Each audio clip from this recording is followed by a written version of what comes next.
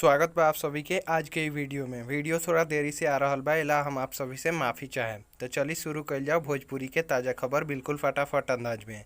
Video शुरू करे से पहले आप सभी के बता दी कि अगर वीडियो अच्छा लगी तो लाइक कमेंट और शेयर जरूर करें। पहिलका खबर निकल के आ रहल बा भोजपुरी के पावर स्टार पवन सिंह के ओर से, जिनकर गाना ये लड़की सही है फुल वीडियो सॉन्ग आज शाम 6 बजे व्यासी फिल्म्स के ऑफिशियल यूट्यूब चैनल पर रिलीज कर दिया जाए, जौना कि आप सभी जाके देख सके। दूसरा खबर निकल के आ रहल बा भोजपुरी के rock star singer Ritesh Pandey के ओर से, जिनकर गाना सुइया जहर के full video song wave music के ऑफिशियल यूट्यूब चैनल पर रिलीज कर दिया गईल बा, जौना कि आप सभी चाहें तो जाके देख सकतनी। तीसरा खबर निकल के आ रहल बा भोजपुरी अभिनेता राकेश मिश्रा के ओर से, जिनकर फिल्म इच्छाधारी नाग के गाना पनिया के धार फुल वीडियो सॉन्ग इंटरटेन भोजपुरी के ऑफिशियल यूट्यूब चैनल पर रिलीज कर दिया गईल बा, जौना कि आप सभी चाहें तो जाके देख सकतनी।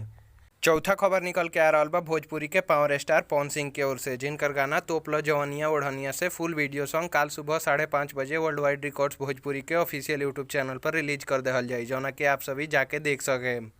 पांचवा खबर निकल के आ रहल बा भोजपुरी के दबंग सुपरस्टार खेसारी लाल यादव और अंतरा सिंह प्रियंका के ओर से, जिनकर गाना कुछ जइह कोरा में फुल वीडियो सॉन्ग आदिशक्ति फिल्म्स के ऑफिशियल यूट्यूब चैनल पर रिलीज कल गई रहे, जौना के भोजपुरिया दर्शक लोग खूब पसंद कर रहल बने और ये गाना के अब तक 11 मिलियन यानी 1,10,00,000 से ज़्यादा बार देखल जा चुकल बा।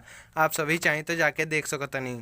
छठा खबर निकल के आ रहल बा गुंजन सिंह के ओर से, जिनकर गाना बबुआ मरल भूख से फुल वीडियो सॉन्ग आदिशक्ति फिल्म्स के ऑफिशियल यूट्यूब चैनल पर रिलीज कल गई रहे। भोजपुरिया दर्शक लोग ये गाना के खूब पसंद कर रहल बने और ये गाना के अब तक 11 मिलियन यानी 1,10,00,000 से ज़्यादा बार देखल जा चुकल बा। आप सभी चाहें तो जाके देख सकतनी।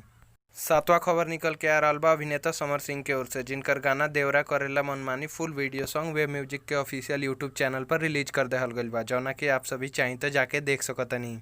आठवां और आज के आखिरी खबर निकल के आ रहल बा गुंजन सिंह के ओर से, जिनकर गाना मौका पर धोखा देलू फुल वीडियो सॉन्ग आदिशक्ति फिल्म्स के ऑफिशियल यूट्यूब चैनल पर रिलीज कर दिया गईल बा, जौना कि आप सभी चाहें तो जाके देख सकतनी।